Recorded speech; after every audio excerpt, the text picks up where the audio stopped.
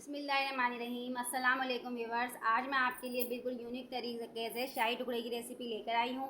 ना कोई मेहनत ना कोई झंझट, बस 5 मिनट में ज़बरदस्त डिज़र्ट तैयार होगा। अगर आपके घर में दूध और ब्रेड है तो फ़ौरन बनाएं ये रेसिपी।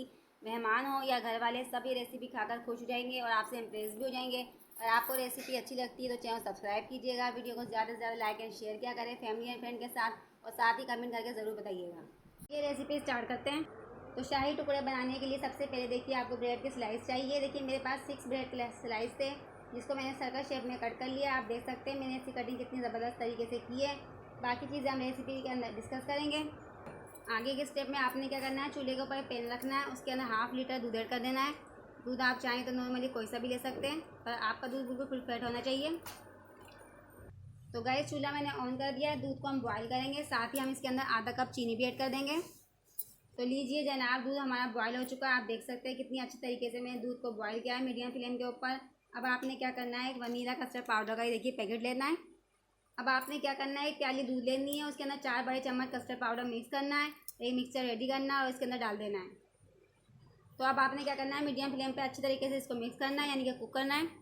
अब आपने क्या करना है गाइस, 5-6 मिनट तक अच्छी तरह से इसको पका लेना है मीडियम फ्लेम के ऊपर। अगर अभी तक आपको रेसिपी अच्छी लग रही है, पसंद आ रही है, तो चैनल सब्सक्राइब कर लीजिए, वीडियो को ज़्यादा लाइक एंड शेयर क्या करें फैमिली एंड फ्रेंड के साथ, और साथ ही अपना कमेंट करके ज़रूर बताया करें कि आप लोगों को रेसिपी कैसी लगी है।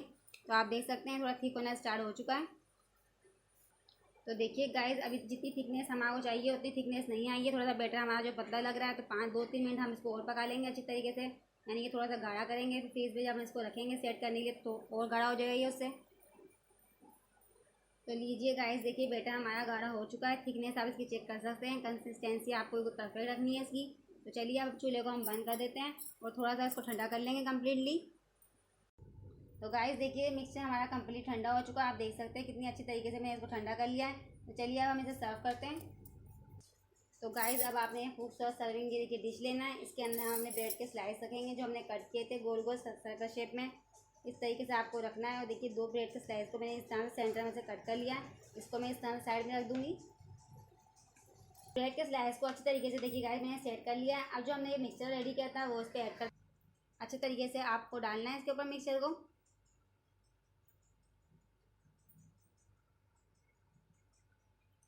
तो अच्छी तरीके से आपने ये मिक्सचर सारा इसमें ऐड करना है। जब भी डिनर के बाद आपका मीठा खाने का दिल करें या फिर अचानक से आपके मेहमान आ जाएं घर में, तो आप ये फ़ौरन से ये डिश बना सकते हैं। बहुत ही इजी और आसान ये रेसिपी है। तो देखिए गाइस मैंने अच्छे तरीके से सर्विंग डिश के अंदर इसको निकाल लिया है। कुछ हम इसके ऊपर ड्राई फ्रूट्स ऐड कर देंगे। तो देख सकते हैं आप कितना ज़बरदस्त है, शाही टुकड़े बन के हमारे तैयार हुए हैं।